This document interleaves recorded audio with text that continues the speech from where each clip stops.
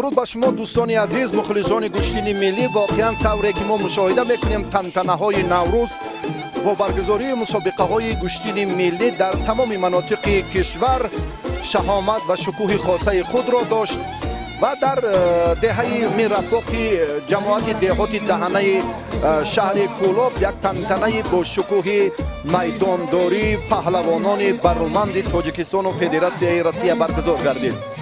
ҷоизадори бозиҳои олимпӣ меҳмони фахрии ин мусобиқот Расул Боқиёв дар ибтидо бо либосҳои миллии анъанаи суннатӣ мо ҳам қадрдонӣ гардид ва ташрифи меҳмон ҳамчун сардовари мусобиқот боиси сарфарозӣ албатта кулли паҳлавонон ва алоқамандони гӯштини миллӣ гӯштингирӣ буд. воқеан ин фазои зебо, ин иди мутантани паҳлавонӣ дар деҳаи миррафоқи ҷамоати деҳоти даҳана соатҳои тӯлонӣ тантана кард.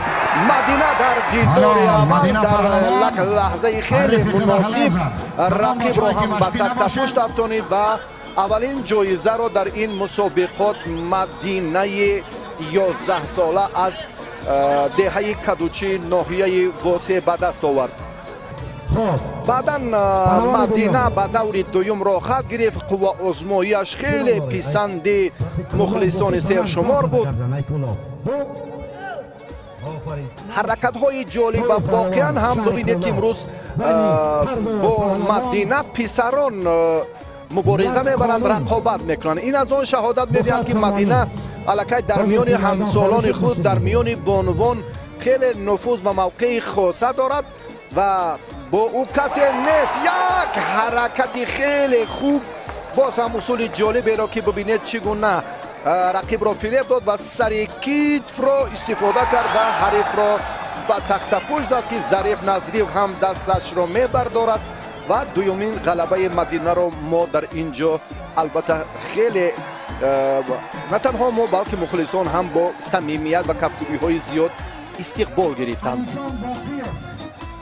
акнун дӯстони азиз, мо ба марҳилаи паҳлавонони ҷавон мегузарем. ба рақобатҳое ки инҷо варзишгарони тамоми манотиқи кишвар ва боз ҳам 4 варзишгари хеле соҳиб таҷриба аз Федератсияи Россия, Игорь Сухопаров, Руслан Киселёв, Саян Хартек ва боз ҳам Али Турсунов дар ин тантанаи Наврӯзи деҳоти даҳанаи Кӯлоб шаҳр ширкат доштанд. ва ҳоло мо дар майдон Абубакр Боқиёвро мебинем ки ин фарзанди Рустам Боқиёв, сулолаи Боқиёвҳо албатта дар мамлакат хеле шӯҳрат ва нуфузи хосаи худро дорад. теъдоди мухлисон дар ибтидо бароси бориши борон ки он қадар зиёд набуд, дар мухлисон дар майдон бештар мегардид. али ҳаракати хеле хубро анҷом дода. Абубакр маъзарат, Али ва Абубакр ин бародарон Боқиёвҳо дар майдони даҳана хеле ҳам ҳунарнамоии хуб карданд ва тавре ки мо дидем Абубакр ҳам бо як усули ҷолиб ки Расул Боқиёв ҳам бародари бузурги ӯ ин партофтҳо ва ҳаракатҳоро хеле ҳам дар майдон хуб истифода мекард.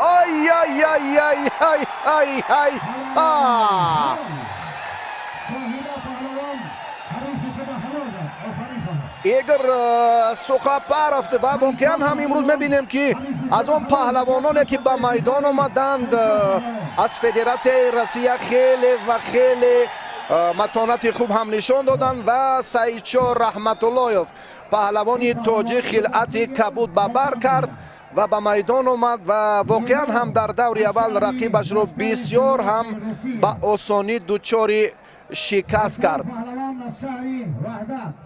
байни ҳарду паҳлавонон 2000 сомон як талили калон ва баъди оне ки воқеан Саидшоҳ ҳунараш хуб буд ва баъди ин варзишгарони дигар ба майдон омадан, яке аз инҳо Игор سوخپارف این پهلوانی که الان میبینیم خیلی قامت بلند دارد و با خسرو علموف حالا میدان داری میکند.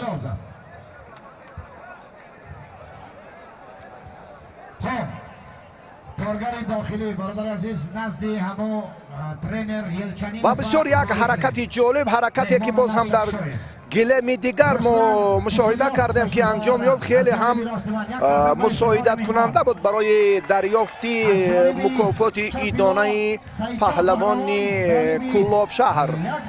و ایگر سوخپارف این در مجموعه آوازداری سامبو 70 شهر مسکو فدراسیون روسیه تمرین میکند. با خسرو علموف نوکک رقابت را آغاز کردند و تعداد مخلصان چون گفتیم که در ابتدا خیلی زیاد بودند و اینجا هم آهسته آهسته ما به پهلوانان دیگر توجه میکنیم.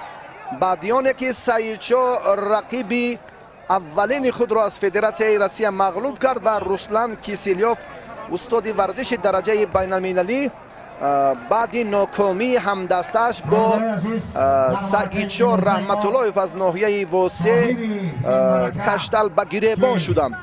و انا همین پهلوانی که حالا ما در بارش حرف زدیم، ایگر سوخپارف دو رقابت رو تا این مدت انجام داد، با موفقانه دست بالا شد و با خسرو علموف از شهر وحدت اندر میدان شدند.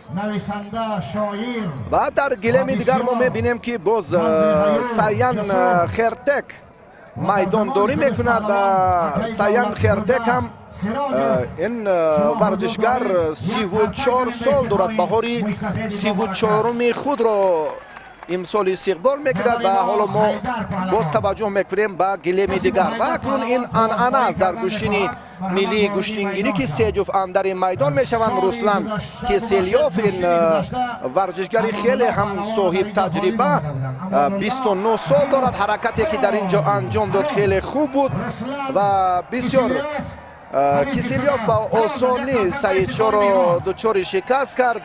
کسی با روسلان اندر میدان نشد. بعدیانی که سایچو یک غلبه به دست آورد و با همین ترتیب از روی انعنه میدان داری، البته این ورزشگر فدراسیون روسیه خواست که قصد ناکامی همدستش را از سایچو ستاند و چنین هم شد. پهلوان گرانوزن جمهوری تاجیکستان، پهلوانی ناحیه بلندکوهی مومن‌آباد، در گلم دیگر نورسان اندر میدان شدند. ببینید که امروز هم در منطقه کلوب گل دختران به میدان می آیند و بیشتر هم توجه برای تکمیل دادن مهارت خود در این سمت می شود، هم در جودو و هم در گشتین ملی گشتینگیری. ایگر سوخپارف پهلوانی که الان ما میبینیم با ورزشگر شهر وحدت رقابت طولانی داشتند. ظریف نظریف اشاره میکنه در این روند که باز هم اندک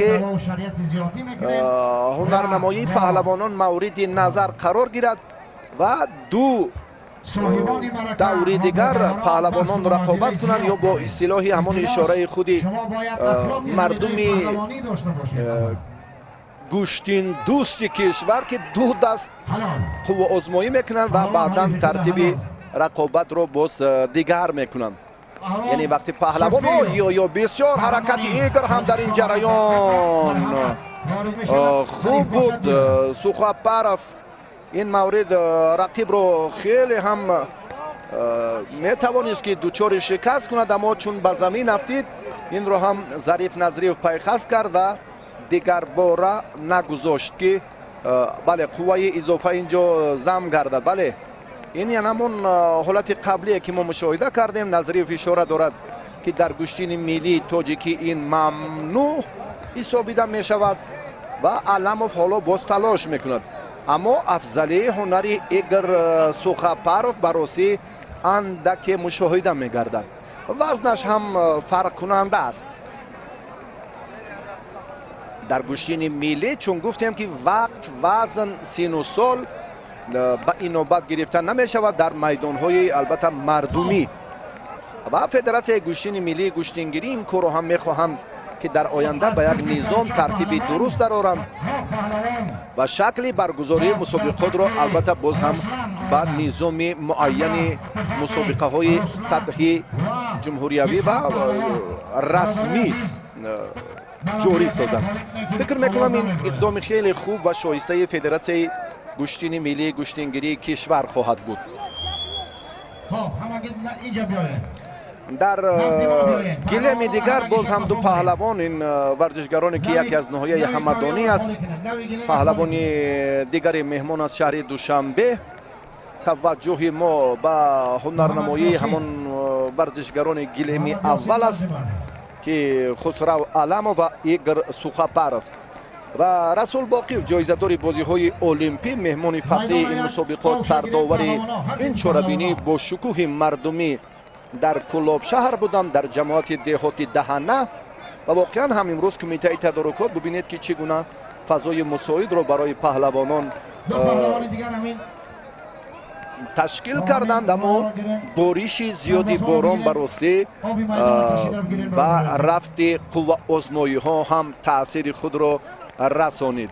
ایگر سوخاپرف با خسرو علموف تاجیکستانی حالا میدان داری میکنند، هرچند که مبارزه پرشیده تر شد در حالت اندک اقلیم یا هوای مساعد و بارش باران هم به رفت سبقت پهلوانان چون گفتیم که به تاثیر نخواهد ماند، اما محبت گوشتین ملی را بینید که کسی از جای خود نمیجنبد و تا به همان نقطه های آخرین هم میدانداری ورزشگران را تماشا کردم و سیان خطرک حالا در میدان است. خرتک سیان این هم استاد ورزش درجه بین المللی در چمپیونات جهان برنده مدال طلا سال 2017 در سوچی، برنده مدال نقره در مسابقات قهرمانی سئول سال 2019، مدال برنجی در مین سال 2012 در جام جهان 2015 این پهلوان هم برنده جام جهان شده است. در وزن تا 57 کیلو این ورزشگر هنرنمایی میکند و بعد آنه که البته ما با اون سمت توجه کنیم باز معرفی این ورزشگر را ادامه خواهیم داد. حالا بهرام این صوفیوف ورزشگری کلاب شهر تحت روبری خسرو شایف مشق ورزی میکند، خلعت سبز دارد. رقابت اولین را بهرام با حریف خود از ناحیه همدانی آغاز کرد. بسیار هم جهد و تلاش پهلوانان در میدان خوب به نظر میرسد. شاید برای بیننده ذکی اندکی هم حالت یا فرصت نگرانی به عمل آید که یک رقابت را اندک نشان میدهند و بعدا به گلیم دیگر میگذارم. همین از ترتیب میدانداری گوشتین مردمی براستی. البته اونجا ساعت های طولانی حتی باز هم رقابت ها جریان میگیرند و یک نفر میتواند که بیش از 40 دقیقه هم وقت را اینجا هم ثمرناک استفاده بردن نتواند و غالب معین نگردد. از این خاطر ما گلچین سبقت های پهلوانان نامدار را منظور شما کرده ایستادیم و همان حالت ها همان لحظه های حرکت های بهتر و باز هم نتیجه بخش حمله های نتیجه بخشی پهلوانان را منظور شما نموده ایستادیم. صوفیوف رجوع میکند به حلوک داخله و حتی حرکت دیگری را هم در اینجا میتواند که خوب استفاده کند. بهرام صوفیوف پهلوان سبز پوش حالا از این وضعیت خوب استفاده نکرد و از این حالت باز رقیبش رها یافت. رسلان کیسیلوف قهرمان فدراسیای روسیه غالب یک دست میدان. رسلان کیسیلیوف استاد ورزش درجه بین المللی چمپیون فدراسیای روسیه حالا در میدان معرفی می شود و اکنون یک حرکتی که اینجا بدون گفتگو از جانب سیان خرتک خیلی هم سطحی عالی بود. پرتافت این پهلوان حلال از غلبه سیوم رو این варзишгар барандаи ҷоми ҷаҳон ва ҳамчунин чемпиони ҷаҳон дар соли 2017 се дафъа ҷоизаҳои арзандаро дар ҷоми аврупо, дар чемпионати аврупо ва дар чемпионати ҷаҳон ҳам ба даст овардааст. бо яке аз паҳлавонони номдори мо Акмал Каримов Акмалиддин дар вазни то 57 кило дар чемпионати ҷаҳон ҳам рӯбарӯ шуда буд. акнун баъди оне ки мо Руслан Киселевро ба шумо маърифӣ кардем, дӯстони азиз, Руслан ғалабаҳояш пай дар пай буданд. ҳоло ин варзишгар ба майдон мебарояд. Исҳоқ Орифов аз ноҳияи Восе, варзишгаре ки қоматаш андаке баландтар аст нисбат ба рақибаш ва ин сеюмин даври муборизаи Руслан Киселев аст. чемпиони ҷаҳон дар вазни то 100 кило дар шаҳри Сеули Кореяи Ҷанубӣ соли 2019. паҳлавони 29-солаи Федератсияи Россия дар майдони ҷамоати даҳанаи Кулобшаҳр бисёр майдондории хуб кард. бориши зиёди борон боз ҳам ба кумитаи тадорукот кори дигареро муваззаф намуд ки зуд як гурӯҳи мукаммал майдонро аз об пок кунанд. аммо мардум аз ҷояш наҷунбид. то ба нуқтаи охирин, то ба ҳамон лаҳзаҳои ниҳоӣ майдондории паҳлавононро тамошо карданд. ин бори дигар муҳаббати мардуми кишварро ба варзишҳои суннатӣ, алалхусус гӯштини миллӣ дигар бора ифода мекунад ки бисёр ҳам дар сатҳи баланд ва бисёр ҳам бо як шаҳомати бузург. ҳаракати Руслан Киселев хеле ҳам хуб буд. чемпиони Федератсияи Россия дар риштаи албатта дар риштаи самбо соли 2019, дар чемпионати Россия дар самбо соли 2018 ва 2020 барандаи медали биринҷӣ маҳсуб меёбад ин паҳлавон. ва дар ҷудо соли 2013 барандаи медали нуқра шуда буд ва солҳои 2016 ва 2018 соҳиби медалҳои биринҷӣ гардида буд. ҳаракати Баҳром Суфиев дар раванди мубориза бубинед ки чӣ гуна анҷом меёбад ва довар Зариф Назриев ишора мекунад ки боз ҳам тақвияти маҳорат лозим аст барои хотимаи бобарор ва ишора мекунад ки рақобатро идома диҳед. ҳолати такрорро мебинем. рақиби Баҳром дар ин ҷараён хеле ҳам хуб мубориза бурд, аммо партофташ паҳлӯ баҳогузорӣ шуд. дар гилеми дигар акнун мо мебинем ки ду паҳлавоне, яке Ҳайдар Саидкабирзода, паҳлавони ҷамоати Шугнови ноҳияи Ховалин, қоматаш андаке пасттар аст ва Муин ин аз ноҳияи Ҳамадонӣ қомати андаке баландтар дорад. аммо беҳтар аст мо руҷӯъ мекунем ба гилеми марказ, дар он ҷое ки Руслан Киселев бо Исҳоқ Орипов, паҳлавони ноҳияи Восе, нерӯсанҷиро идома дода истодаанд. ана ҳамин чеҳраҳоро дар назар дорем ва Суҳайли, довари дараҷаи ҷумҳуриявӣ, онҳоро назорат дорад. дар гилеми дигар Баҳром руҷӯъ мекунад ки ҳарифро бо як имконияти, як ҳолати хуби мусоид, акнун бубинед Баҳром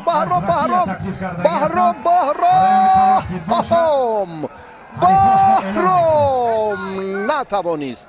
бисёр ҳам фурсати муносиб буд, имконияти хуб буд барои Баҳром ки дар ин ҷараён хеле ҳам як ҳаракати ҷолибро анҷом диҳад. мутаассифона рақибаш аз чанголи ин варзишгар ба мушкилӣ раҳо ёфт. чӣ гуна? биёед ин бори дигар ин лаҳзаҳоро бубинем.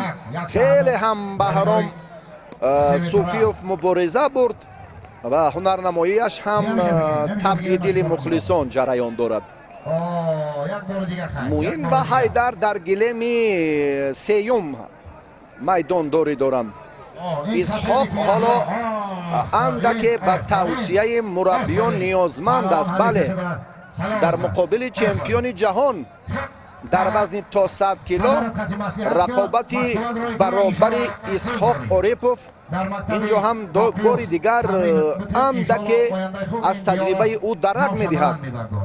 вале در مبارزه این ورزشگری 29 ساله فدراسیون روسیه باید که دیگر عنصر دیگر عامل مورد استفاده قرار گیرد.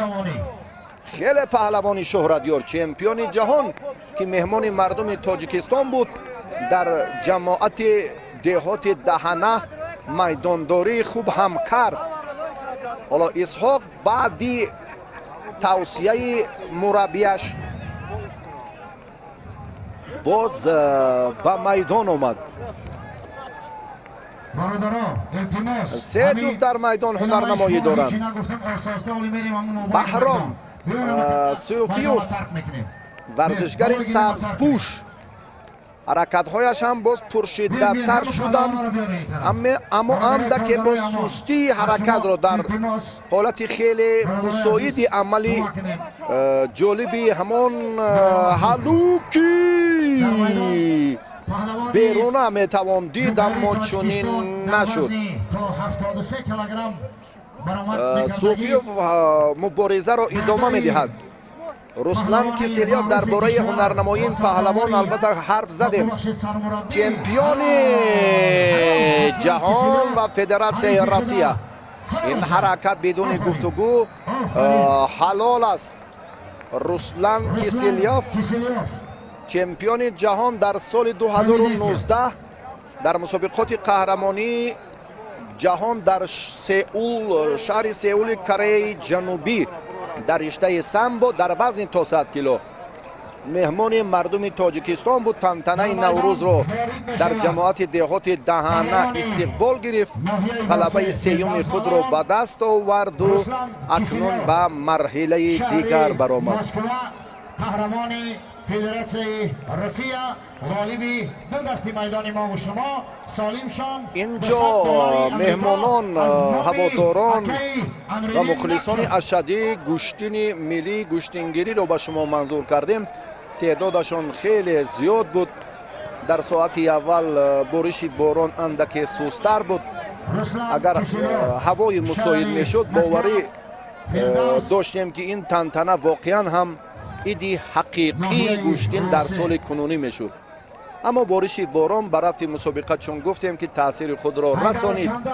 بیش از 30,000 نفر مخلص در این منظره زیبای دهات دهنه رقابت های پهلوانان را، علاوه پهلوانان تاجیک و روسیه را تماشا کردند. حالا در میدان فردوس اوریپوف از ناحیه واسع برادر اسحاق، وقتی که اسحاق در مقاومت رسلان کیسلیوف دچار شکست شد، طبق عنعنه سنتی گوشتینگیری برادرش مجبور شد که به میدان آید و قصد ناکامی برادرش را از مهمان رسلان کیسلیوف ستاند. چگونه؟ حالا با هم خواهیم دید. فردوس قبلا گوشتین خوب هم میگرفت، اما میدان امروزه اندک باز هم مسئولیت دیگر، صورت افزایی دیگر را تقاضا میکند. حیدر سید کبیرزاده پهلوان دهات شگناوی ناحیه بلندکوه خاولین در دیدار اول موین را شکست داد و بعدا ایگور سوخاپروف رقابتش با خسرو علموف مساوی انجام یافت و هر دو این پهلوان حالا اندر میدان شدند.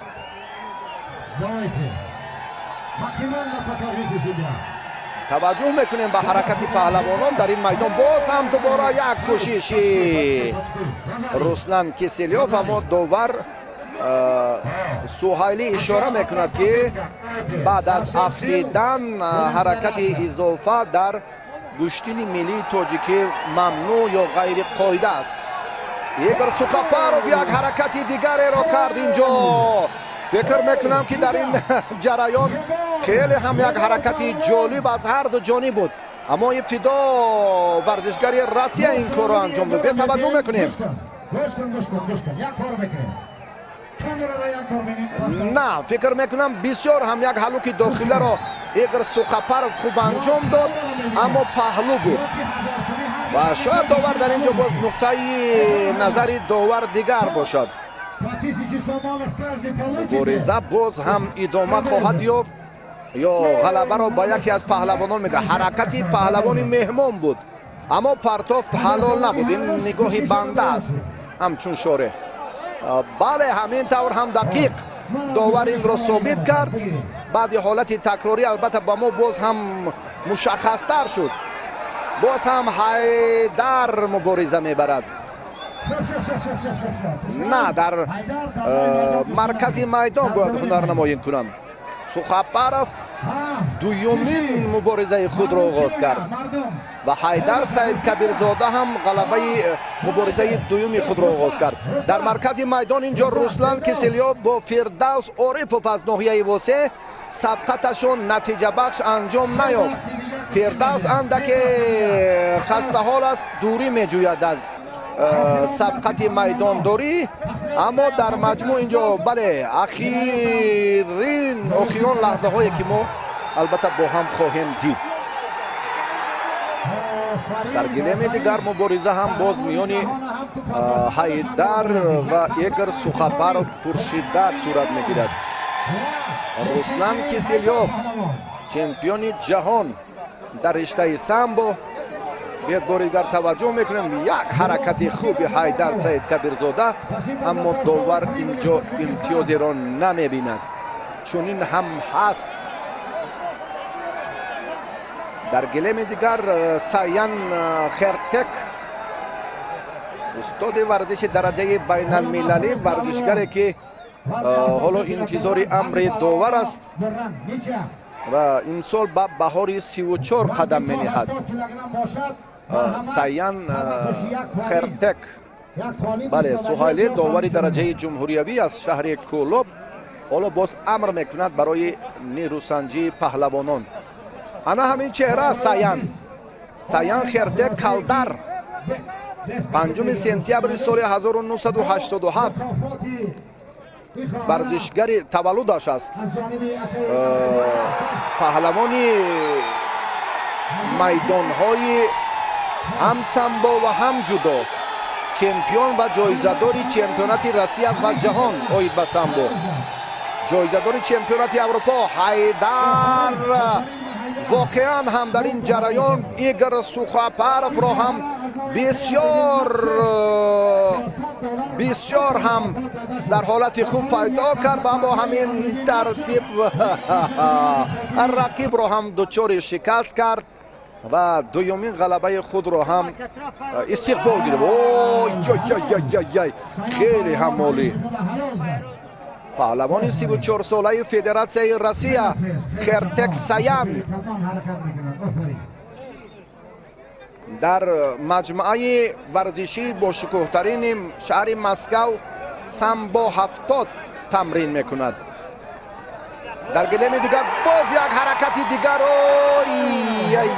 ببینید که چگونه این گل دختر زیبای ناحیه واسه پهلوان شهر دوشنبه را دچار شکست میکند.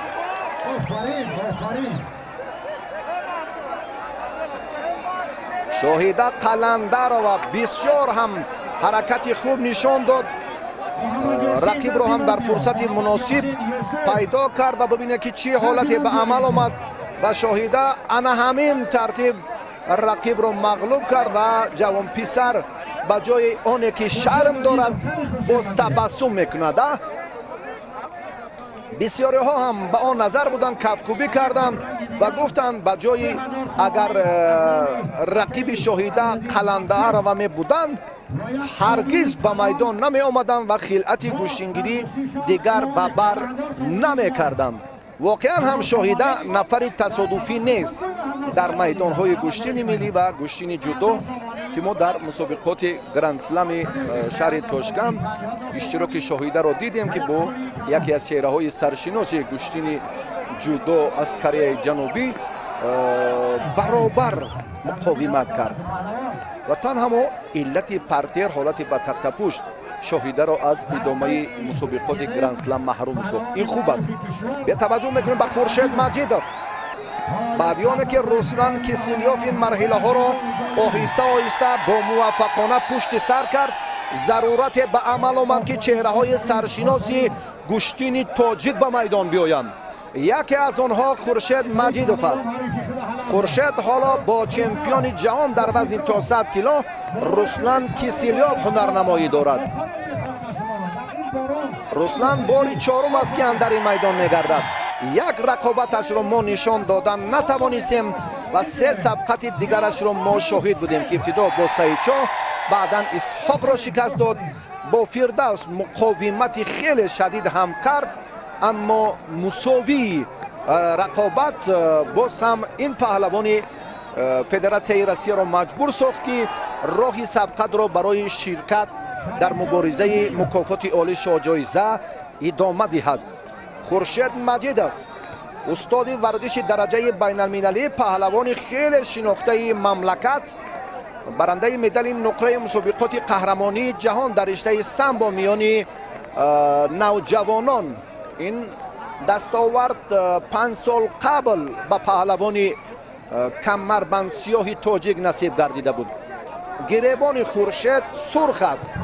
با توجه مخلصان و بینندگان تلویزیون ورزش میرسانیم هر دو چهره سرشناس، هر دو هم واقعا ارزندن برای شاهجایزه، برای دریافت عالی ترین مکافات میدان امروزه گوشتینگیری که در تنتنه نوروز دهات دهنه کلاب شهر دایر گردید.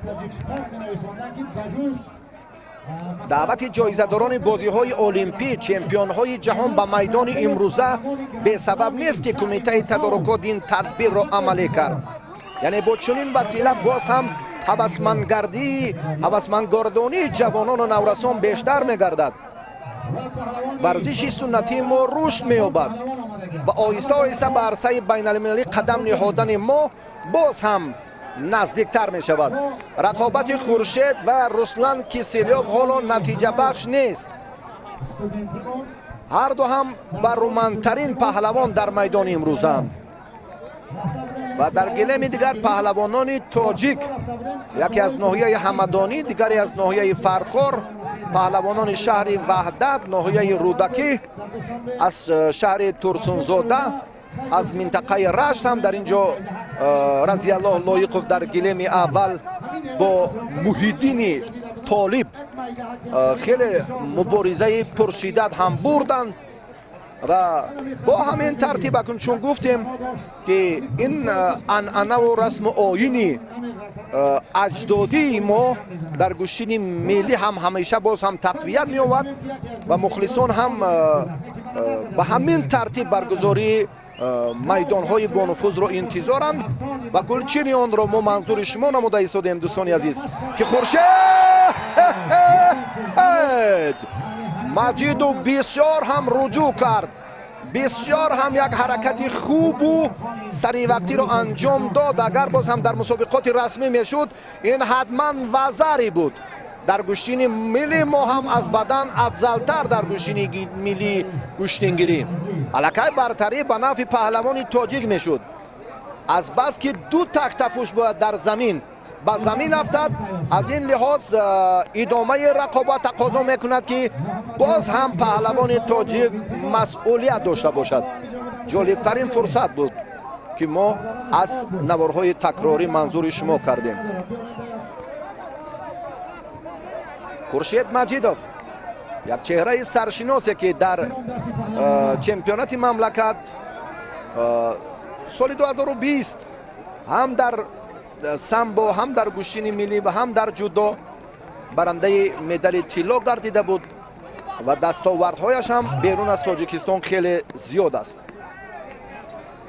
بعدی اشتراک در مسابقه جام پرزیدنت جمهوری تاجیکستان آید به جودو که محسن اسام‌الدینوف با عبدالله تندریف هم رقابت کرد و شایسته ترین صحیفه جوانی این پهلوان که 18 سال داشت در شهر وحدت انا همان 4 سال قبل بود و بعد این هم خورشید توقف کرد، اندکی آسیب دید، بیش از 1.5 سال میدانداری کردن نتوانست و دوباره باز هم به میدان نبردها برگشت.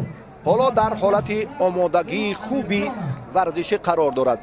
руслан киселёв чемпиони ҷаҳон, чун гуфтем ки намояндаи федератсияи Россия ин унвонро дар вазни то 100 кило руслан дар шаҳри Сеули Кореяи Ҷанубӣ соли 2019 ба даст оварда буд.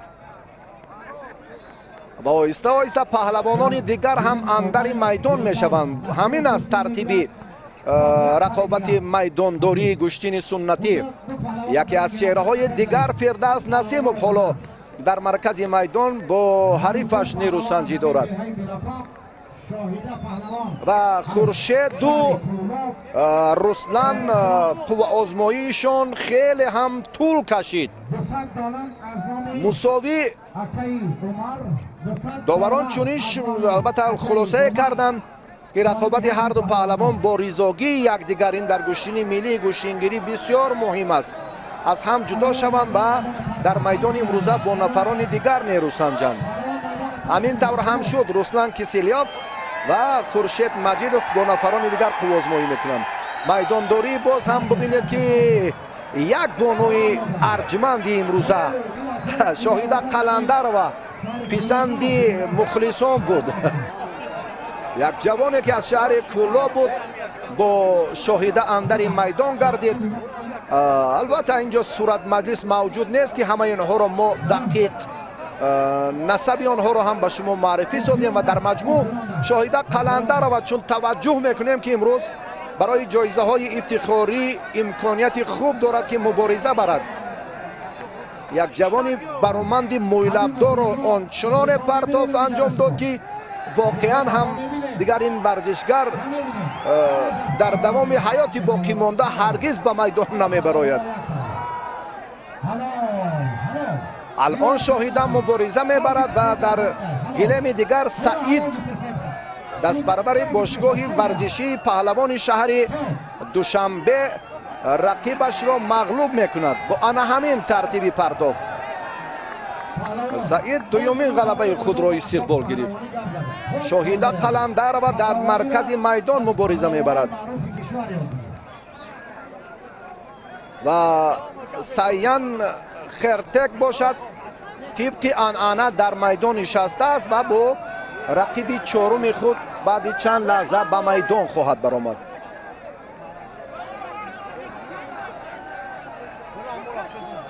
Шоҳида кӯшиш мекунад ки бо ҳамон усули сари китф рақибро шикаст диҳад, аммо имкониятҳо он қадар хуб нест.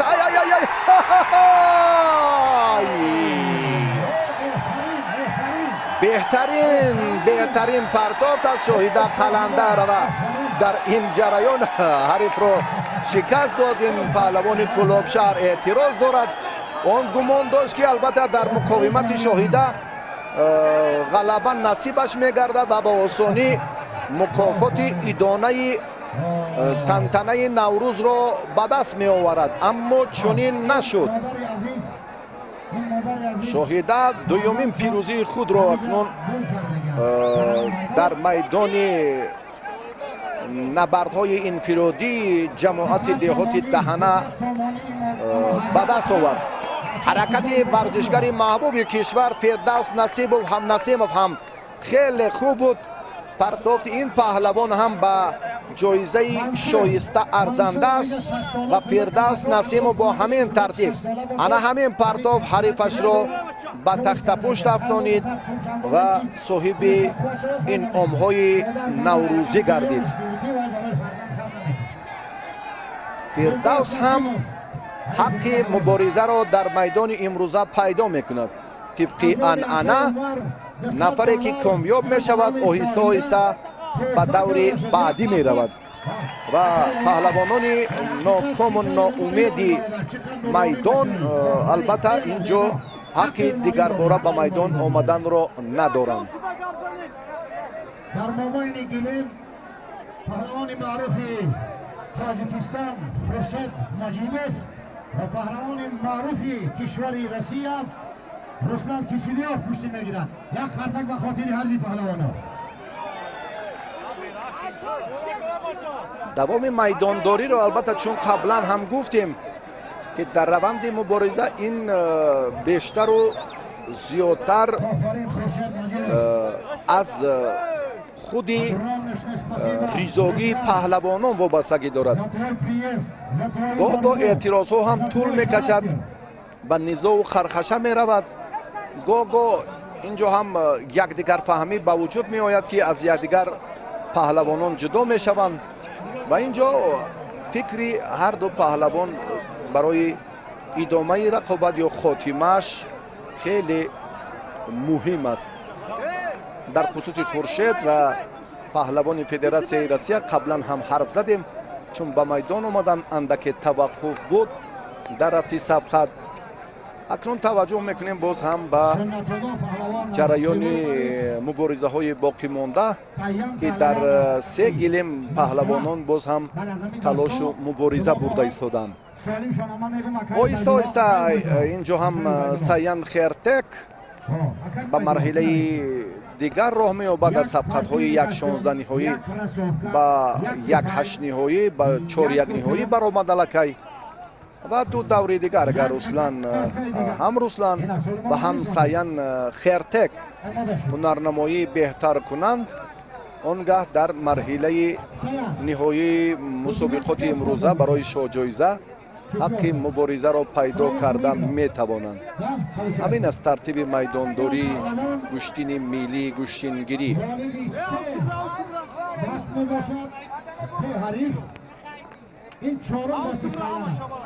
در میدان امروزه البته ما بهترین چهره ها را دیدیم. ورزشگران هم وزنشان میانه و هم وزنشان باز هم بالاتر و حرکت گران وزن ها هم رسلان و هم خورشید آنقدر نتیجه بخش نیست. میبینیم که در ابتدا هم رسلان و بعدا خورشید مجید هم توجه برای استفاده چندین اصول کردند. اکنون باری چهارم است که سایان خیرتک به میدان میبراید. اندک مشورت چون قبلا گفتیم باعث نگرانی گردید، بعدا هم رقابت پهلوانان جریان گرفت و با مشورت یکدیگر، ریزوگی یکدیگر و توصیه خودی داوران رسلان کیسلیوف و خورشید مجیدوف از یکدیگر جدا می شوند و هر دو این پهلوان با نفران دیگر میدان داری خواهند کرد. توجه میکنیم اکنون که سایان بسیار هم خوب برای سایان دریافتی چنین چهره های تصادفی خیلی هم آسان و خیلی هم منفیت بخش هم گویم اشتباه نیست. انا همین میدان زیباگی، شهامت، واقعا هم ایدی حقیقی گشتین ملی در دهات دهنه کلوب شهر بود. سایان خیرتک پهلوان فدراسیون روسیه غلبه چهارم خود را در این میدان به دست آورد. صاحب این و مکافات های ایدانه نوروزی گردید. باری پنجم است که این پهلوان باز هم با حریفانش دست به گریبان می شود. رقابت اکنون اینجا نو کک آغاز گردید. حریف سایان آنقدر چهره شناخته نیست برای ما درباره مهارت و دستاورد این پهلوان تاجیکستان که کمربند سرخ دارد معلومات نداریم. پیش از آنی که البته به میدان می آیم باید یک خلاصه عمیق، یک فکری دقیق هم داشته باشند، اما چنین نیست. تصادفاً به میدان آمدن اینجا هم اشتباه است. در این مورد باید مربیان خود قضاوت کنند، هنرنمایی رقیب را بینند و بعدا توصیه دهند. چون سایان خیرتک پهلوانی خیلی هم شناخته سرشناس فدراسیون روسیه است.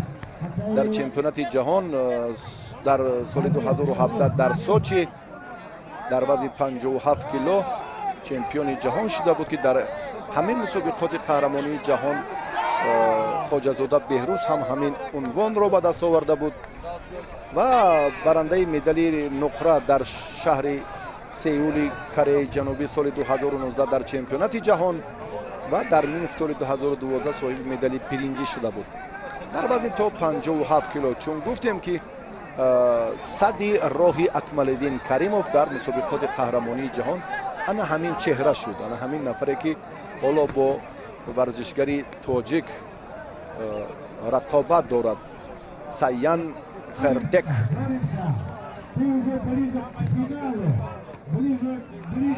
ва дар бозиҳои Аврупо дар Минск соли 2019 ин паҳлавон ҳам медали нуқра, дар чемпионати Аврупо ҳам дар Загреб соҳиби медали нуқра шуда буд. Саян Хертек паҳлавоне ки хилъати кабуд дорад, варзишгари тоҷик бо камарбанди сурх аст. ба маълумоти бинандагон мерасонем ки ин варзишгар хеле таҷрибаи ғанӣ дорад. вазни 57 бо вазни 80 кило рақобат мекунад. ва бибинед чӣ гуна аз ин ҳолатҳо раҳо меёбад ва чӣ тарзу тартиби сабқатро дар сонияҳои ба шумор дигар мекунад. ин наворҳо аз ҳолат ё лаҳзаҳои аввали майдондорианд ки андаке иқлим ҳам мусоид буд. баъд аз ним соати оғози мусобиқот бориши борон шурӯъ шуд то ба охири майдондории паҳлавонон дигар фазо он қадар барои паҳлавонон мақбул ё писанд ҳам набуд. ҳоло боз як ҳаракати дигари Саян Хертек Калдар дар майдон. ҳоло Саидҷалол Саидов бо Руслан Кисельёв ҳунарнамоӣ мекунад.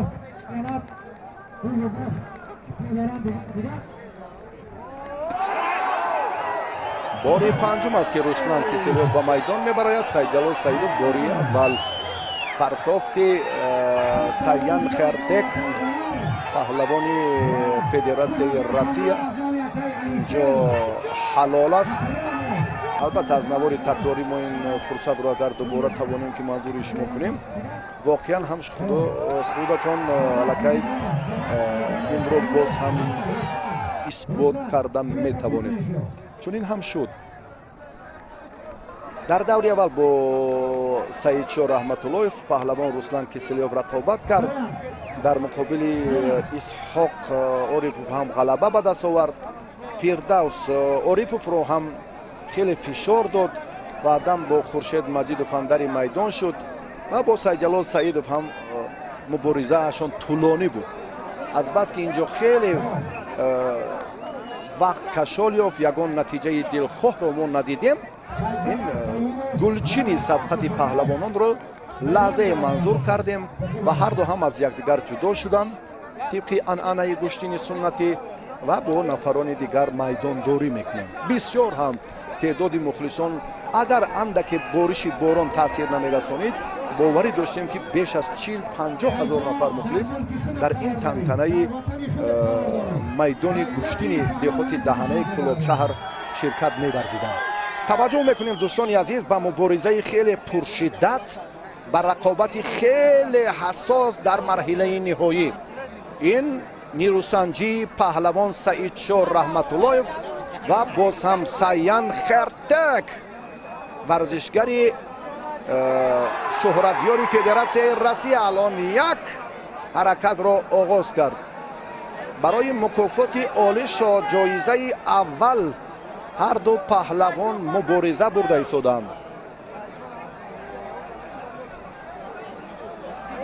Саидшоҳ Раҳматуллоев андаке дар даври қаблие ки аз ҳарифи худ Руслан Кисельёв ки 100 кило вазн дорад шикаст хурд ва ин паҳлавон 70 кило вазн дорад. ана партофту мана партофт. таваҷҷӯҳ мекунем.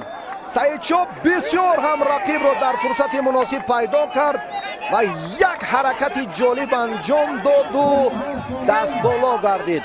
варзишгари ноҳияи восеҳ бисёр ҳам дар муқовимати паҳлавони 34 солаи Федератсияи Россия خیلی هنری بلند نشان داد و صاحب شاجایزه مکافات اولین این مسابقات با نفوذ گردید.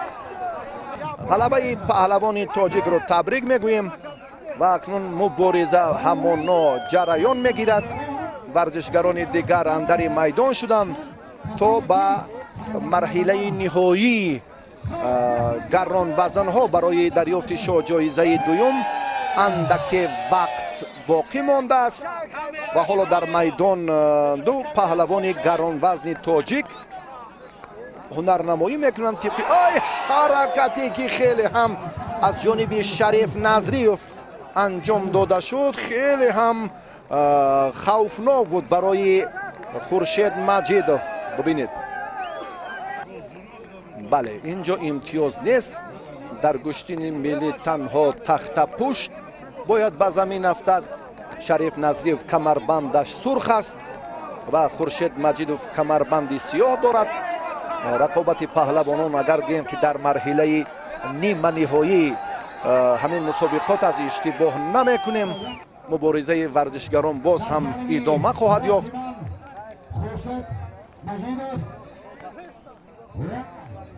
شریف جان پهلوان برای شاهجایزه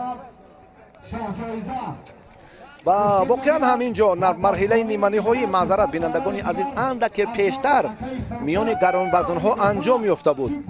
ابتدا برای مکافات عالی شاهجایزه دو پهلوان تاجیکستان نیروسنجی میکنند و اینجا شریف نظری و باز پهلوان ناحیه مومین‌آباد خورشید مجیدوف با هم نیروسنجی دارند. شاهجایزه مکافات عالی دوم تأسیس یافت و اکنون اینجا تنها و تنها غالب صاحب تحفه عالی این مسابقات میگردد پهلوانی که حریفش را به تخت پوش میافتاند. در صورت مساوی اینجا دیگر تقسیم و شبرت برای حل کردن تقدیر شاهجایزه نیست و اینجا هم دستور خود مربیان و کمیته تدارکات که با نفری که رقابت را مساوی انجام میدهد در چنین مرحله های حساس باز اینا های دیگر به هر دو تقسیم کرده شود و بعدا شاهجایزه را با نفر دیگر. البته چنین هم هست. حالا ما میبینیم که شریف نظری و خورشید مجیدوف تلاش بیشتری مبارزه در تنتنه نوروز دهات دهنه دارند و جفت دیگر سعید جلال سعید با امیرجان نسیم جان حالا در گلیم مرکز اینجا هم توجه برای حمله نوبتی دارند. امیرجان نسیم جان ورزشگری شهر کولاب با لباس های سفید است. در مسابقه جام نوروز جام پایتخت روزهای 20 و 21 مارس که در مؤسسه دولتی نوروزگاه پایتخت برگزار گردید هر دو پهلوان هم دیدار انجام داده بودند و با یک امتیاز بدن امیرجان نسیم جان در این دور غالب آمده بود و باز هم میدانداری امروزه باز هم تنتنه نوروز اینها رو به هم آورد. شریف نظری و خورشید مجیدوف حالا توجه میکنند.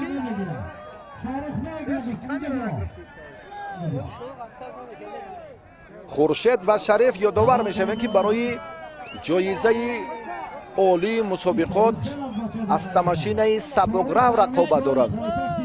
خورشید یک حرکت میکند قامت بلندی شریف نظریف با آن باعث میگردد که حمله رقیبش نتیجه بخش انجام نیابد.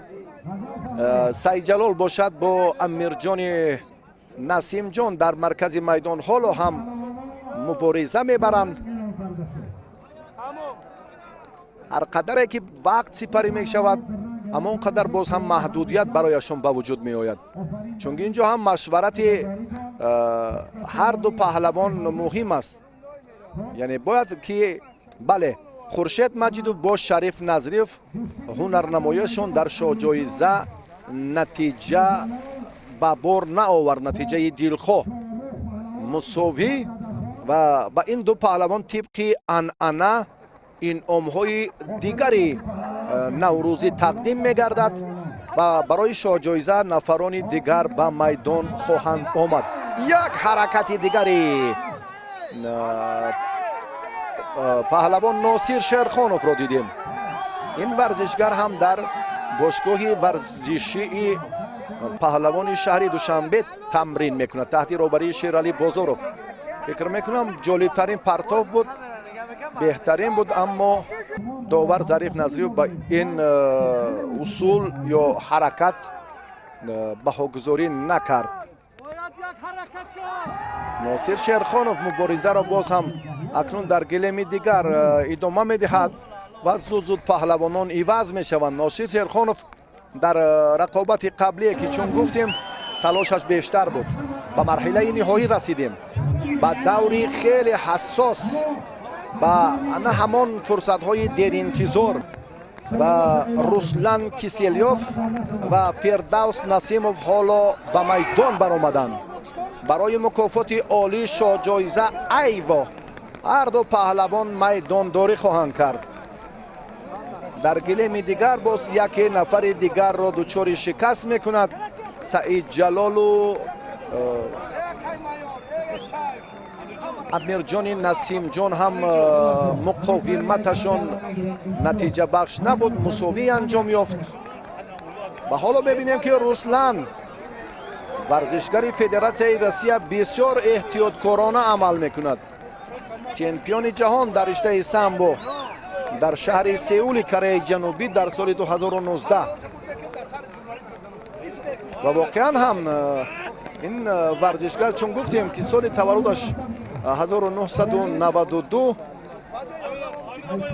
در چمپیونات روسیه اوید به سامبو سال 2019 برنده مدال طلا. حرکت پهلوانان هم از میدان بیرون به نظر گرفتن نمی شود. 3 مرتبه جایزه دار در رشته جودو در روسیه. سال 2013 صاحب مدال نقره در چمپیونات روسیه در جودو، بله. 2016 2018 برنده مدال برنجی است. این ورزشگر فدراسیون روسیه رسلان کیسیلیوف و در سامبو 2019 مدال طلا دارد. 2018 و 2020 سازوار مدال برنجی شده بود. حرکتی خیلی هم جالب، استاد ورزش درجه بین المللی، این هم پهلوان خیلی محبوب، شناخته و صاحب نام در جمهوری تاجیکستان، فردوس نسیموف. مهارت فردوس را بررسی ما در مسابقه بین المللی جام پرزیدنت جمهوری تاجیکستان 5 سال قبل خیلی هم خوب شاهد بودیم که با دریافت زینه 3 مدال برنجی در میان 15 کشور قاره آسیا و اروپا سرفراز گردیده بود. تجربه خوبی مسابقه های حدود جمهوری تاجیکستان را دارد. فردوس توجه میکند که باز همان حرکت های قبلی که میدانداریش را زینت داده بود در مبارزه امروزه برای شاهجایزه باز خوبتر انجام دهد. رسلان ولادیمیرویچ کیسیلیوف ورزشگر 29 ساله فدراسیون روسیه باری ششم است که به میدان می آید. یک حرکت پهلوانی جمهوری تاجیکستان فردوس نسیموف اینجا هم خوب بهاگذاری شد. حلال است در سطح عالی. ببینید که چگونه چمپیون جهان را دچار شکست میکند. از سر یاسین و سر گریبان خوب میدارد از گریبان و از یک فرصت مناسب چه حالتی را چه فرصتی را به عمل میآورد و واقعا هم یک صمیمیت گوشتین حرکت جالب را دوگر باره هم ثابت میکند که سطح بلند بود و عالیترین پرتاب محسوب می‌یابد. بعدیانه که خلعتش را پهلوان جهان پهلوان رسلان کیسیلیوف عوض کرد و دچار ناکامی گردید.